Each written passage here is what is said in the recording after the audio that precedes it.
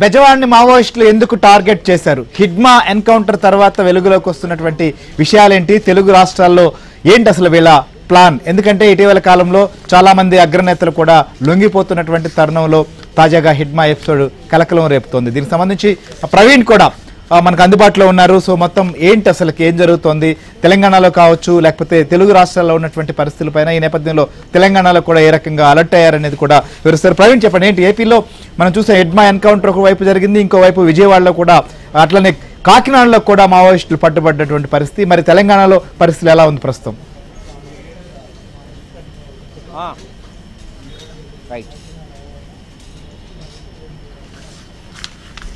Right Praveen, చూసాం Hidma encounter తర్వాత సంచలన విషయాలు కూడా వెలుగు చూస్తున్నాయి. తెలుగు రాష్ట్రాల్లో ఒక రెక్కీ కూడా పలు చోట్ల నిర్వహించినట్టుగా తెలుస్తుంది. ముఖ్యంగా బెజవాడిని టార్గెట్ చేశారు, కాకినాడలో కూడా కొంతమందిని అరెస్ట్ చేశారు.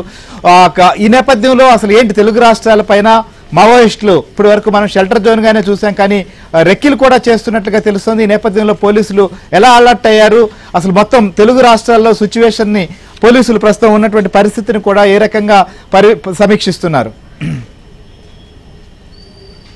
ఎగ్జాక్ట్లీ సార్, అయితే హిడ్మా ఎన్కౌంటర్ తర్వాత రెండు తెలుగు రాష్ట్రాల్లో పోలీసులు అయితే అరెస్ట్ అయ్యారని చెప్పొచ్చు. ఎందుకంటే ఇప్పటికే తెలంగాణ ఛత్తీస్గఢ్ బార్డర్లో ఆపరేషన్ కగార్ నేపథ్యంలో కూంబింగ్ కొనసాగుతున్నటువంటి నేపథ్యంలో వారంతా కూడా ఏపీ వైపు వెళ్ళడం జరిగింది. ఈ రోజు మనం చూసాం, ఏపీ ఇంటెలిజెన్స్కి వచ్చినటువంటి పక్కా సమాచారంతో అక్కడ కూంబింగ్ నిర్వహించిన తర్వాత 6 మంది మావోయిస్టులు ఈ ఎన్కౌంటర్లో మృత్యువాత పడినటువంటి సందర్భాన్ని మనం చూసాం. ప్రస్తుతం 27 మంది ఒకే బిల్డింగ్లో విజయవాడలో పట్టుబడినటువంటి నేపథ్యంలో ఈ 27 మంది కూడా గెరిల్లా టీంలో దాదాపు 9 మందికి పైగా గెరిల్లా టీంలో వాళ్ళు పనిచేసినటువంటి వాళ్ళు.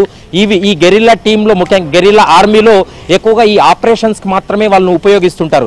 ఏదైనా ఒక స్పాట్ని వాళ్ళు డిసైడ్ చేసిన సమయంలో కానీ, లేదా ఏదైనా ఒక రెక్కీ చేసి ఒక వ్యక్తిని చంపాలనుకున్నటువంటి సమయంలోనే ఈ టీంని పంపుతుంటారు. గతంలో ఛత్తీస్గఢ్లో కావచ్చు, మహారాష్ట్రలో జరిగినటువంటి ఈ యొక్క విధ్వంసకరమైనటువంటి సంఘటనలో వీళ్ళ పాత్ర చాలా కీలకంగా ఉంది.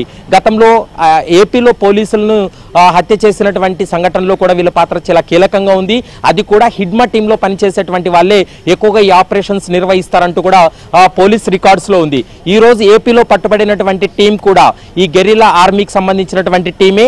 ఈ 9 మంది కూడా దేవ్జీకి సంబంధించినటువంటి సెక్యూరిటీగా ఉన్నటువంటి టీం 9 మంది ఒకే దగ్గర పట్టుబడడంతో ప్రస్తుతం ఈ రెండు తెలుగు రాష్ట్రాల్లో ఈ ఎపిసోడ్ ఒక సంచలనాత్మకంగా మారింది. మనం గతంలో చూసాము, గెరిల్లా దళంలో దాదాపు 400 మందికి ఈ ట్రైనింగ్ ఇచ్చినటువంటి హిడ్మా ఈరోజు ఎన్కౌంటర్లో మృతి చెందడంతో ప్రస్తుతం కొంత పోలీసులు అయితే ఊపిరి పీల్చుకున్నారని చెప్పాలి. 2026 మార్చి లోపు ఈ యొక్క ఆపరేషన్ కగార్ పూర్తి చేసి మావోయిస్ట్ అనే ఉనికి లేకోకుండా చేయాలనేటువంటి అంశాన్ని ప్రస్తుతం కేంద్ర ప్రభుత్వం ముందుకు వెళ్తున్నటువంటి తరుణంలో మనం ఈ మావోయిస్ట్ పార్టీ దళపతిగా ఉన్నటువంటి నంబాల కేశవరావు అలియాస్ బస్వరాజు ఎన్కౌంటర్ తర్వాత పెద్దగా పోలీసులు ఆనందపడినటువంటి సందర్భం లేదు. ఆ సందర్భంలో హిడ్మా తప్పించుకున్నాడు. హిడ్మాతో పాటు వారి టీం అంతా కూడా ఎస్కేప్ అయిందని భావించారు. ఎట్టకేలకు ఏపీ పోలీసులు ఈరోజు ఎన్కౌంటర్లో హిడ్మాను హతమార్చినటువంటి సందర్భం అయితే స్పష్టంగా కనపడుతుంది. రెండు తెలుగు రాష్ట్రాల్లో అయితే మాత్రం ఇప్పటికే పోలీసులు అరెస్ట్ అయినటువంటి పరిస్థితి అయితే స్పష్టంగా కనపడుతుంది. Srihari, right, thank you Praveen. ఇది